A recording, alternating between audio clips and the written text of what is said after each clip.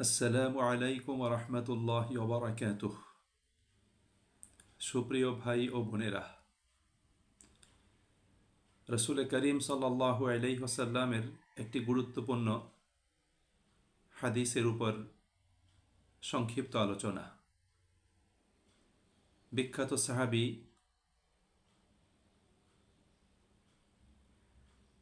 আবু মালিক হারেস ইবনে আসেম রাদিয়াল্লাহু আনহু তিনি বলেন, রসুল করিম সাল্লাল্লাহু আলাইহি ওয়াসাল্লাম বলেছেন, আত-তুহুরু শাত্রুল ঈমান,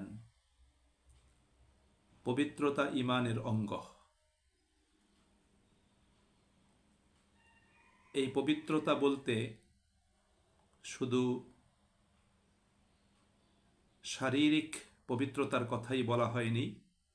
এই পবিত্রতা বলতে ইসলামে একজন মুমিন ব্যক্তির জীবনের সার্বিক পবিত্রতার দিকে ইঙ্গিত প্রদান করা হয়েছে। তার মন মস্তিষ্ককে কুফরি, শিরক এবং নিফাকি থেকে পবিত্র রাখা, বাহ্যিক নাপাকি এবং নাজাসাত থেকে নিজের পোশাক পরিচ্ছদ এবং শরীরকে পবিত্র রাখা, সকল প্রকার হারাম থেকে নিজের রুটি রুজি এবং জীবিকাকে পবিত্র রাখা এবং নিজের কাজকর্ম, নিজের কথাবার্তা, নিজের চালচলন, আচার আচরণ, দায়িত্ব কর্তব্য সম্পাদন, সকল কিছুকে আল্লাহ তাআলার হুকুম এবং রসুল করিম সাল্লাল্লাহু আলাইহি ওয়াসাল্লামের সুন্নাহর আলোকে পবিত্র রাখা। দ্বিতীয়ত আল্লাহ নবী সাল্লাল্লাহু আলাইহি ওয়াসাল্লাম বলেছেন, আলহামদুলিল্লাহি তামলাউল মিজান, আলহামদুলিল্লাহ, সমস্ত প্রশংসা আল্লাহ তাআলার জন্য। এই কালেমাটা এমন লাভজনক কালিমা, এই কালেমা কেউ যদি আন্তরিকতার সাথে পাঠ করে, এই কালেমার মাধ্যমে আল্লাহ পাকের প্রশংসা করে, তাহলে আল্লাহ তাআলা তাকে মিজানের পাল্লা পূর্ণ করে নেকি দান করবেন। সুবহানাল্লাহি ওয়ালহামদুলিল্লাহ, এই দুটো কালিমা অর্থাৎ সমস্ত পবিত্রতা আল্লাহ তাআলার জন্য, সকল প্রশংসা আল্লাহ তাআলার জন্য। এই দুটো কালিমা আকাশমণ্ডল এবং পৃথিবীর মধ্যস্থিত যে শূন্যতা, এই শূন্যতাকে নেকি দিয়ে পরিপূর্ণ করে দিবে। এবং এই দুটো কালিমা আল্লাহ পাকের কাছে খুব পছন্দের কালিমা। আল্লাহ পাক এই কালিমা দুটোকে খুবই পছন্দ করেন।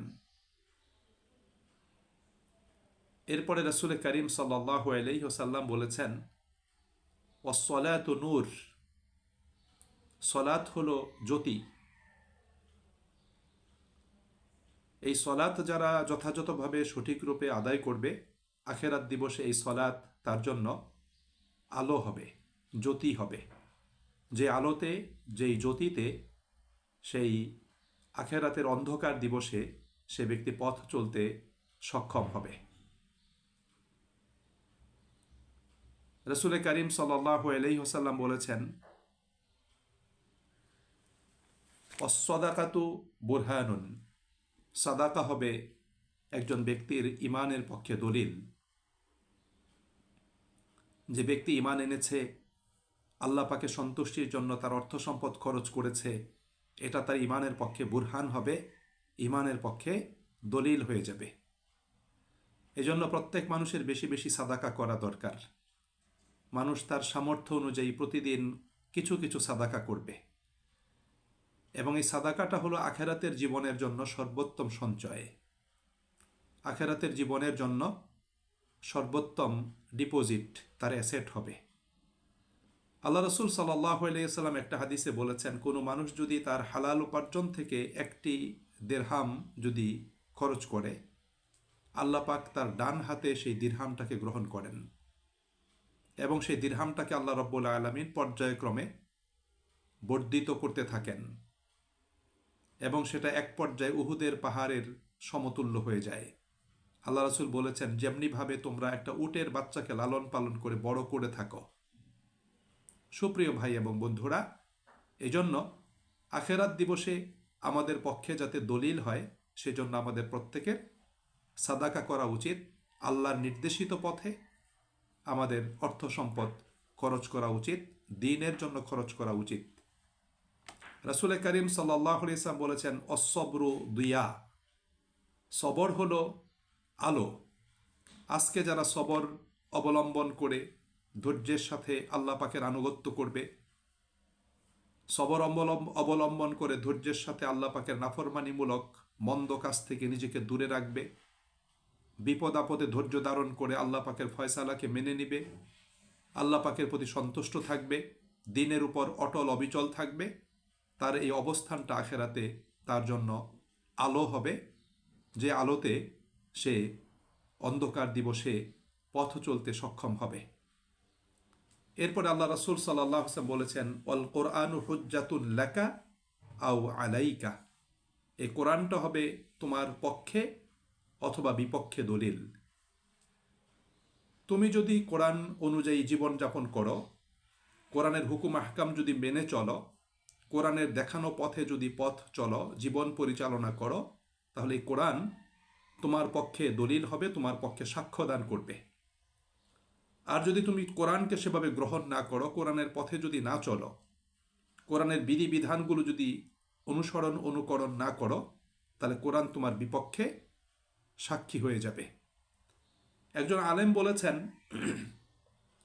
যে মানুষ যদি কোরআনের অনুসরণ করে, কোরআনকে যদি আঁকড়ে ধরে, তাহলেও কোরআন তাকে ছাড়বে না।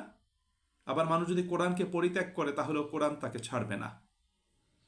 অর্থাৎ কোরআনের সাথে ভালো আচরণ, কোরআনের হুকুম আহকাম মেনে চলা এবং কোরআনের সাথে সম্পর্ক রাখলে কোরআন তাকে জান্নাতে পৌঁছানো না পর্যন্ত কোরআন তাকে ছাড়বে না।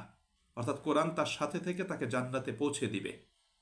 আবার কেউ যদি কোরআনকে পরিত্যাগ করে, তাহলে কোরআন তাকে জাহান্নামে নিক্ষেপ না করা পর্যন্ত তাকে ছাড়বে না। অর্থাৎ এর কারণে আল্লাহ রাব্বুল আলামিন তাকে জাহান্নামে নিক্ষেপ করবেন। এরপরে রাসূল করিম সাল্লাল্লাহু আলাইহি ওয়াসাল্লাম বলেছেন যে কুল্লুন নাস ইয়াগদু ফাবাইউন নাফসাহু ফামুতিকুহা আও মুবিকুহা, যে প্রত্যেক মানুষ সকালবেলা ঘুম থেকে ওঠার পরে সে তার নিজের জীবনের, তার আত্মার কেনাবেচা করে। সে আত্মার কেনাবেচা করে। সে হয়তো তার নিজেকে সে জাহান্নাম থেকে মুক্ত করে, অথবা সে নিজেকে ধ্বংস করে দেয়। অর্থাৎ কোনো ব্যক্তির সকাল যদি আল্লাহ পাকের আনুগত্যের মাধ্যমে শুরু হয়, আল্লাহ পাকের হুকুম পালনের মাধ্যমে শুরু হয়, এবং সে যদি আল্লাহ পাকের হুকুম দিয়ে তার দিনের কার্যক্রম শুরু করে এবং সারাদিন যদি আল্লাহ পাকের হুকুম আহকাম যদি মেনে চলে, তাহলে এর মাধ্যমে সে জাহান্নাম থেকে নিজেকে মুক্ত করে, শয়তানের বাঁধন থেকে মুক্ত করে।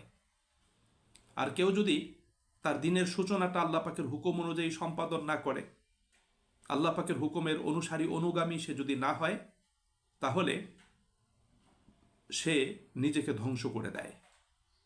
সুপ্রিয় ভাই এবং বোনেরা, আমাদের পুরো জীবনের সকল কার্যক্রমগুলো আল্লাহ পাকের সাথে যেন একটা ট্রানজিকশন, একটা বিজনেস, আল্লাহ পাকের সাথে ব্যবসা। আমরা যদি আল্লাহ পাকের নির্দেশিত পথে জীবন পরিচালনা করতে পারি, আমাদের জীবনে যদি আল্লাহ পাকের হুকুম আহকামগুলো মেনে চলতে পারি, তাহলে আল্লাহ পাকের সাথে আমাদের জীবনের বিজনেসটা হবে লাভজনক।